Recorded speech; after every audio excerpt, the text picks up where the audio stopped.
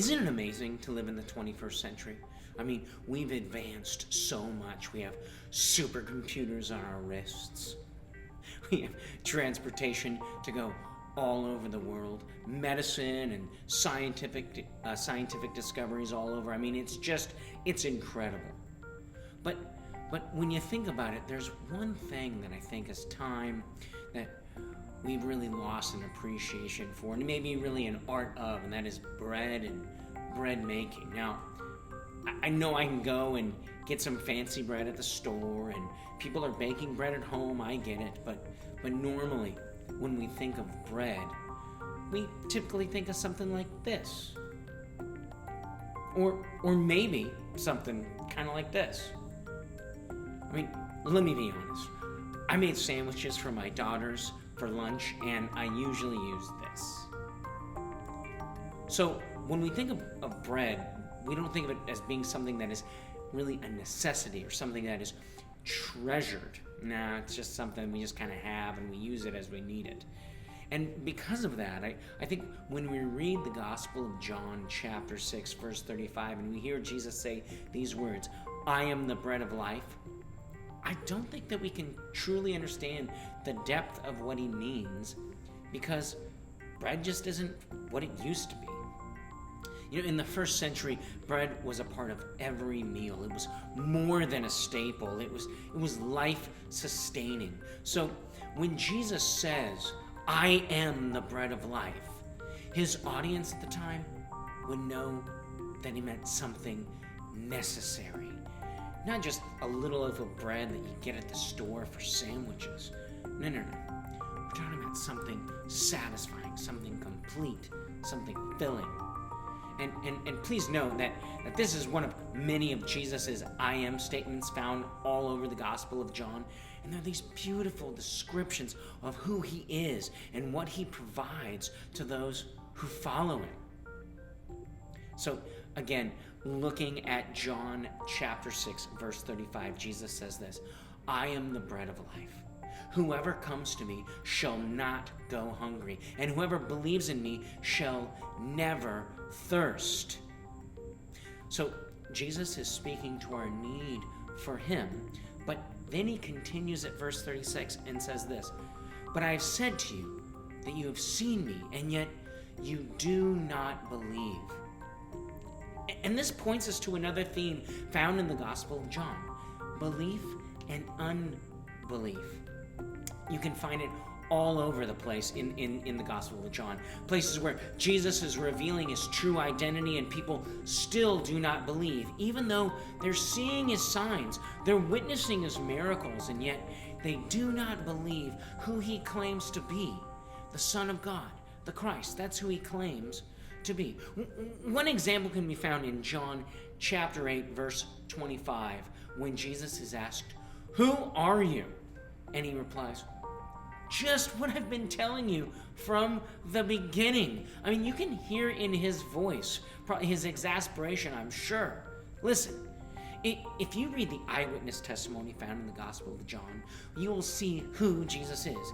He's not simply a man. He is who he claims to be, the Son of God. And this brings us to an interesting question. Why do people not believe? Or why do people choose not to believe? And we can point to people that we know in this day and age who would say, "I need to see it to believe it." And yet, we can look in John's gospel, and there are many people who saw what Jesus did, who see what Jesus did, who hear his voice, and still refuse to believe. And why? And to address that question, let's look at the conversation that Jesus has right before he makes this "I am the bread of life" statement, okay?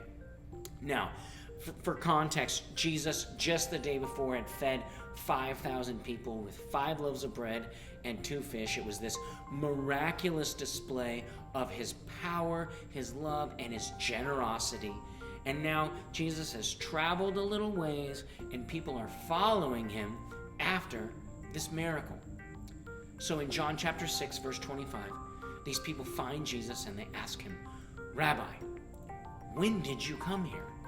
And Jesus answers, "Truly, truly, I say to you, you are seeking me not because you saw signs, but because you ate your fill of the loaves. Do not work for the food that perishes, but for the food that endures to eternal life, which the Son of Man will give to you. For on him God the Father has set his seal. See, right there, Jesus is telling them, you're not following me because of who I am. You're following me because I provided food, and you want some more.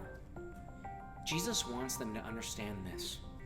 Don't follow things that won't last. Follow me because I am all that you need, because what you need is eternal life, and it comes through me. But do these people, why don't they believe, right? Why do they only want to believe in these temporary things? And it's because they're blinded. They're blinded so badly by their own desires that when the greatest gift is right in front of them, they'd rather take table scraps. And as Jesus is proclaiming to have come from God, and as he's doing these signs and wonders, there are people who are still in disbelief. And beginning in John chapter 6, verse 41, they say, "Is not this Jesus, the son of Joseph, whose father and mother we know? How does he now say, 'I've come down from heaven'?" And here we find an occasion where there are people who do not believe, but also we find many instances where people do believe. And it's important to know that. So what's the difference between these two types of people? It's a good question. And I think we find it at the end of chapter 6. Jesus has proclaimed himself to be from God, and many people who had followed him looking for more food have now deserted him and are leaving in disbelief. And Jesus comes to his disciples and he asks them, "Do you want to go away as well?" And Peter replies, "Lord, to whom shall we go? You have the words of eternal life, and we have believed and have come to know that you are the Holy One of God." Why do people follow Jesus? Because they've heard his words with their ears. They have seen with their eyes. And they've believed with their hearts. And there is nothing else that satisfies. Nothing comes close. And if Peter were alive today, he might say it this way: follow Jesus, because there is no other option that satisfies or is worthy enough. Jesus said, "I am the bread of life," because he sustains, because he gives, because he is necessary. In him is light and life, and that light overcomes the darkness. Will you believe in him? I pray that you do. Hey, thanks for listening. This is part 3 of our series on the Gospel of John. Follow us on Instagram. Subscribe to our YouTube channel for more of these videos. We love you. We miss you. Take care.